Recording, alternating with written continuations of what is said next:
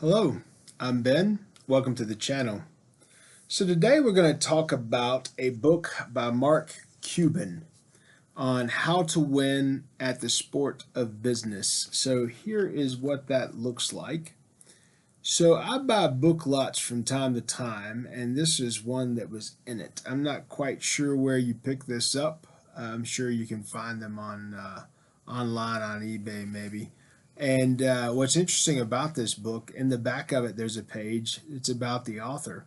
And it also says if you like this book, if you write in, if you send an email in, they'll respond to you and tell you what they think about your response. And that actually did happen. I sent a message in after this book. I think it's a great little book, okay? If you're going to buy 2 or 3 books of leadership a year or 2 or 3 books of business and success a year, this is one you should buy this year. It's a very short book, so it's a very fast read. Total is, looks like 73 pages, but every single page has something valuable on it. So, or something of value on it. So everybody most likely knows Mark Cuban from Shark Tank. Here's the simple fact. The guy has a work ethic like no one else I've ever seen. He gets after it constantly and is set in his ways specifically because he knows that's driven his success. So we'll dive into the book. The book talks a little bit about his life and lessons that he learned. My viewpoint of the channel and the purpose of the channel is for us to get wisdom and learn from other people's mistakes. In his book, he shares some mistakes and he talks about those things. So he doesn't come from this I know it all perspectives. He comes from I went through this, so now I do it this way perspective, which is the best way to be. You don't want people that have ego to be a leader. You want people that learn and see the importance of learning. And that goes to the first note I took on the book. He says that at every job you are paid to learn. Make sure you get your money's worth, right? You're getting paid to learn. You're learning new skills. You're learning new social constructs, talking to new people, building your network. There's tons of different things that can be benefited from and leveraged from a job, whatever the job may be. So his first point was at every job you're paid to learn. This gentleman reads more than 3 hours every single day. Okay, I don't read 3 hours a day. I do read, for probably an hour, maybe a little more a day, but not 3 hours. This gentleman reads for 3 hours a day. And he does this to build comfort and confidence in his business knowledge. So it comes from those different mentors that I've mentioned before, different books, the stuff that you have on this channel to study. That's what he does. He reads 3 hours every day to get it, or you can watch these videos here. There's hours and hours of videos on this channel now that are about leadership, business, and growth. So dive right in and try to set a expectation for yourself daily on education, whether you get it from the videos or you get it from books, wherever that may be. He says, always ask, how can someone beat you? Anticipate the problems and where they come from. I think it's interesting in business, a lot of times people don't anticipate problems. They think the world's just going to go smoothly, as if they've never lived a day before. In operations, I say it all the time. If something's not going wrong, you're not paying attention, because it is going wrong. There is an issue that you have to focus it on. You're just not paying attention. So run your business like you compete with the biggest and baddest, is what he says. You'll basically, as long as you expect that there's always something up, that something needs to be corrected or something's going wrong, you will inspect your business. And I always say inspect what you expect. If you've got eyes on, you can improve it. If you don't have eyes on, you can't. He says reading will make you money.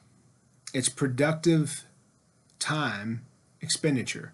So reading, he sees, is a productive way to spend his time. It gives you an edge. It lets you be jazzed about what you do. It lets you be the smartest guy in the room. And if you put in effort, you'll be learning what you need. I could not agree more. Your business is more imperfect than anything else. 24/7, 365. What works for you? You only get 61,320 hours in a year. All you can really control is your effort. So I'll call that out. All you can really control is your effort. That is probably the best statement in the entire book, because this gentleman puts forth a ton of effort in what he does. He's been extraordinarily successful. But he's had some things outside of his controls impact his life, and it hasn't stopped him, which most successful people, you'll see that that's the case. Things outside of your control, you can't do anything, but you can control your effort. And that effort be, maybe it's working 20 hours a day like he does some, maybe it's reading 3 hours a day like he does. Whatever will give you a competitive advantage is what you should be doing. You know where you're comfortable and you know your limitations. As we said in previous videos, you should split up your time. You want to work the majority of time in an area of strength. That's 75 to 80%. 15% of your time in an area where you need to get better, and 5% of your time in an area where you're weak. If you do those three things, you will constantly be in a state of improvement and a constant state of sustaining the knowledge that you already have. So that's what I think is worthwhile. If you can't spend 3 hours every day reading, maybe that's how you focus on your expenditure of your effort. Set goals and get results. The greatest obstacle to destiny is debt, both personal and business from a financial standpoint. The greatest obstacle to destiny is debt. I've said that many times in my videos around wealth. I say my view of wealth is not having debt, owning your home free and clear, being able to do what you want, how you want, with who you want, for as long as you want. That's what wealth is to me. That obstacle of debt is what keeps most people enslaved to jobs that they don't want to have in the first place. So spend less, spend it wisely, put money away. If you have money, you are free. You can be free. Money buys freedom as you progress through life. The greatest obstacle to destiny is debt. Financial debt is the biggest dream killer. Financial debt is the biggest dream killer. If you're not happy where you are, simplify your life and get after it. And that's the biggest call out. A lot of people have said that. Grant Cardone says that. He sold off a bunch of stuff and simplified his life, and that's when he started being able to target what he wanted to in real estate and go after those things. Many people have done that where they reset or downsize. Some people don't do that until their children are grown. So in their retirement years, in their 50s, near their 60s, they downsize everything. So it costs them less to maintain their life from month to month. That's worth thinking about. Because why be enslaved to a job because you have a lifestyle that doesn't allow you to be free? Hire people you can trust and then let them run with it. You've heard me say many times, hire the right people and get out of their way. You can cut drama and opportunities. You can cut drama and opportunities. So the more opportunities you create, the busier people are, the less time they have to create drama and create issues. The only two reasonable resources of capital for startup entrepreneurs are, one, your own pocket, and two, the pockets of your customers. So I think that's a huge point made in this book, probably the second most valuable point we've reviewed already. There are a lot of businesses, as a consultant, I see this regularly. There are a lot of businesses who go from one grip of money to the next grip of money. Their thought process is, I need venture capital, I need investment. So then you end up with a bunch of people owning a very little of a business that continually gets its capital from other people's pockets. If you're going to be an entrepreneur, you need to be able to fund your business yourself, and you need to have it funded on the back of you and your customers, meaning you sell the product, the customers buy it, your profit margin, then you turn around and put it back into the business. That's the financing that you should be using and living off of. If you can't use that and live off of that, then you need to look at your waste stream. You're most likely wasting too many of your resources, too much of your money, and too much of your time. If you're doing that, you need to change those activities so you can change this to better meet this model. Once you meet this model, you're not spending more than you have coming in. So now you're a profitable business, or you're at least breaking even. As long as you keep going after venture capital and using that as the way you run your business, you'll always require additional help. You shouldn't have to take money from anyone. You shouldn't have to take money from anyone. Businesses don't have to start big, and they don't have to get too big. What's important in my mind with the business is profitability. I've worked for companies that had multi-billion-dollar bottom lines, okay? I managed P&Ls in the tens and hundreds of millions of dollars myself. Here's the issue. Profitability is what matters. I would rather have a profit margin that is within my goals and have a business that's comfortable to run and healthy than to grow a business to the point that it's unhealthy, it's not running efficiently or effectively, it has tons of waste for less profit. So if you make $100 million and of that $100 million, the business is big, you've got hundreds of employees, and of that $100 million that business earns, 80 million is spent earning it. That's no more profitable than a 50 million or a $20 million business that then makes the same amount of money without the expenditure being the same. It's not about the size, it's about the quality and the profitability. The productivity of the business is what you should be looking at when it comes to that. So you don't have to start big. You can start small and grow that up through its own success, expanding on your own pocket and from their customer's pocket, not having to borrow extra against the business and choking the business out in debt. It's okay to start slow. It's okay to grow slow. Treat customers like they own you, because they do. And if you're viewing them as they're the only investors you will have, it changes your mindset. You will listen to the customer complaints, which I've said before is the most valuable information you're going to get in business, second only to feedback from your employees, your teammates, right? Treat them like they're the boss, because they are. Believe in your own product. I say this all the time. When I'm coaching salespeople, they say, well, how can I sell this? I feel like sales are unethical. Then you don't belong in business. You don't belong in sales. If you don't believe in the product you're selling, then quit what you're doing and go find a better product. If you don't believe in the product you're selling when you're an entrepreneur, what are you doing? You're building a business around something you don't believe in. And we've talked about how important as a leader and as a business owner that belief system is. You can't have a vision if you already don't believe in your product. So you have to believe in your product, and you have to show that. You have to live that. Be aware and deep dive all customers' issues and complaints. Be aware and deep dive all customer issues and complaints. We've already said why, because that's the best wealth of information you'll get.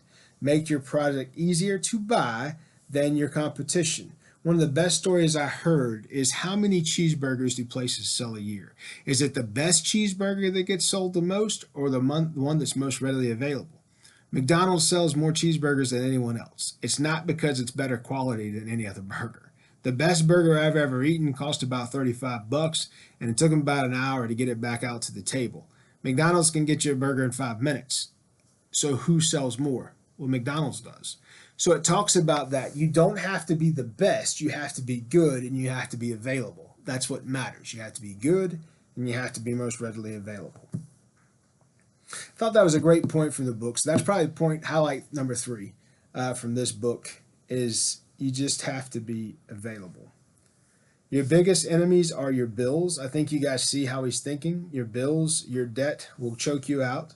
The more you stress over your bills, the less you focus on your own goals. So you're more if you have less. If you don't have bills around your neck, you're able to be free and focus on your goals and go after those goals as you would. If how much you make matters, you don't love what you do. So he comes from the point where he says every job is paying you to learn, and it shows that he believes that work is his effort. That effort is his witness. That's what he should be doing. So if you worry about how much you make, you don't love what you do. Find out what you love to do and be the best at it. If you do that, you will enjoy every minute of every day. And he says you should enjoy every minute of every day. The best way to predict the future is to invent it. Use time wisely and be productive. Go for it. Get after it. And he says, no balls, no babies. All right. So if you don't get after it, you're not going to have anything to grow in the first place. Work hard or play hard. Let fear motivate, not be a roadblock. Life is unpredictable. Always be ready. We talked about that in the psychology of money, how unpredictable things that you cannot do anything about are going to impact your financial success greater than any of the planning you put together. That's been the truth of America since it began. The largest impact on the stock markets, etc., were things like the depression and other issues that you had no control of, and that impacted the performance greater than anything else. So no matter what level you're planning, life will always be unpredictable. So be ready, be agile, and be ready. That's the best information you can give to an entrepreneur. You have to be agile. You have to expect change. You have to expect obstacles, and you have to be ready.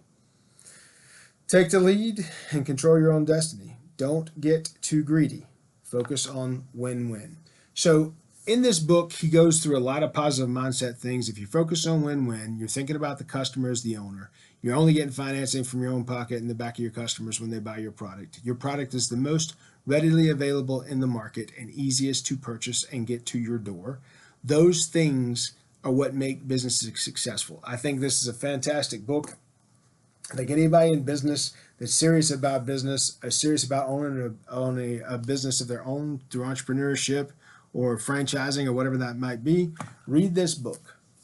Mark Cuban's How to Win in the Sport of Business. Give it a look. Go through it. I think there's something of value on every single page. What I went over was some highlights that stood out to me, and hopefully this will be useful to you. If you do get a chance to go through this video a second time, do it. Take the notes, write this stuff down. From having a positive mindset and doing these things like he said in this book, it will put you ahead of what a lot of people are battling with when it comes to doing entrepreneurial pursuits. I will tell you, when I am consulting with entrepreneurs, when I'm consulting with small businesses, when I say small businesses, I don't mean they have small bottom lines. It can be $3 to $6 to $10 million. So small business in my mind is 10 million or less. Medium is going to be 10 to 100 million, and large is going to be anything over 100 million, right? So small businesses, if you are focused on these things and you do the suggestions like what it said in this book, you will be successful. The small businesses that are not, that are in trouble, that have to hire consultants to try to figure out how do we turn this around, the majority of time, what I see is they're relying too heavily on venture capital, number one. And it goes back to what Cuban says here. Two reasonable resources for capital should be your own pocket and your customer's pocket. You want to answer on how to make your business better? Sell more product. Sell more product. If you sell more product, then you'll have the cash coming in to make the improvements and do the things that you need. You run your business like you compete with the biggest and baddest out there.